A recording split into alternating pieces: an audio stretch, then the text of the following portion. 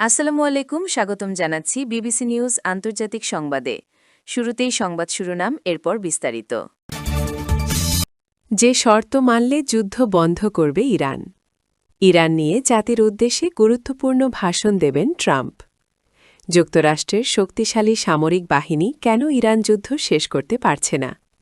মোদির বিরুদ্ধে ধর্ষণের অভিযোগ সামনে আনেন যিনি। দর্শক, এতক্ষণ শুনছিলেন সংবাদ শিরোনাম। এখন বিস্তারিত। আপনি যদি ইসরায়েলের ধ্বংস চান এবং মুসলিমদের পাশে থাকেন, তাহলে ভিডিওতে লাইক করে চ্যানেলটি অবশ্যই সাবস্ক্রাইব করে দিবেন এবং আপনার মূল্যবান মতামত অবশ্যই কমেন্টে লিখে জানিয়ে দিবেন।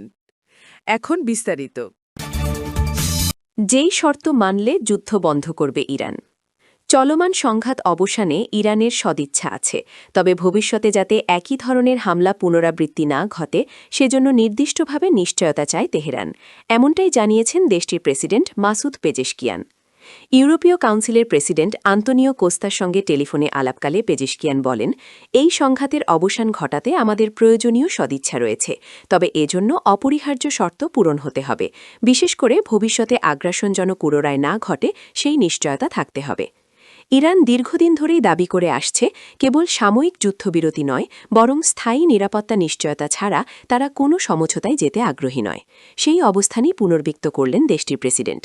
এদিকে ইরানের পক্ষ থেকে যুদ্ধ শেষের ইঙ্গিত আসার পরই ইতিবাচক প্রতিক্রিয়া দেখা গেছে বৈশ্বিক আর্থিক বাজারে, বিশেষ করে মার্কিন শেয়ার বাজারে।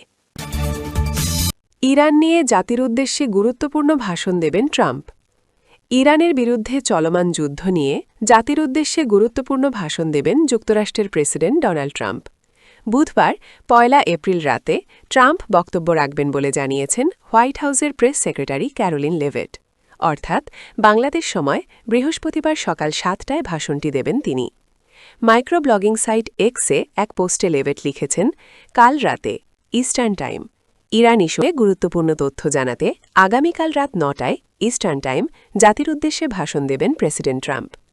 এর আগে ট্রাম্প হোয়াইট হাউসের ওভাল অফিসে সাংবাদিকদের বলেছিলেন, আগামী ২ থেকে ৩ সপ্তাহের মধ্যে ইরানে তাদের হামলা শেষ হবে। তিনি ওই সময় জানান, ইরানিদের সঙ্গে তাদের সম্ভাব্য চুক্তি হতে পারে। যুক্তরাষ্ট্রের শক্তিশালী সামরিক বাহিনী কেন ইরান যুদ্ধ শেষ করতে পারছে না? শক্তির ভারসাম্যে ইরানের চেয়ে অনেক এগিয়ে যুক্তরাষ্ট্র। ইরানের চেয়ে ৩ গুণ বেশি জনসংখ্যা ছাড়াও বিশ্বের সবচেয়ে শক্তিশালী সামরিক বাহিনী ও অর্থনীতির দেশ যুক্তরাষ্ট্র। এর সঙ্গে ইসরায়েলের পোড় খাওয়া সেনাবাহিনী আর তীক্ষ্ণ গোয়েন্দা জাল যুক্ত করলে লড়াইটা একেবারেই অসম মনে হয়। তবে ইরান যুক্তরাষ্ট্রের জন্য গলার কাঁটা বানিয়ে ছেড়েছে।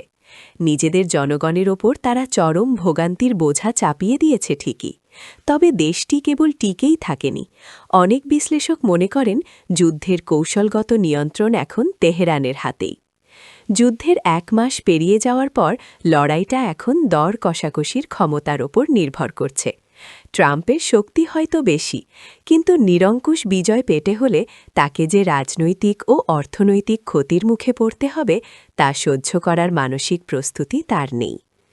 ইরান হয়তো সরাসরি যুক্তরাষ্ট্র বা ইসরায়েলকে হারাতে পারবে না, তবে জ্বালানি রপ্তানির প্রাণকেন্দ্র হরমুজ প্রণালী বন্ধ করে দিয়ে তারা তাদের তুরুপের তাসটির চাল দিয়েছে।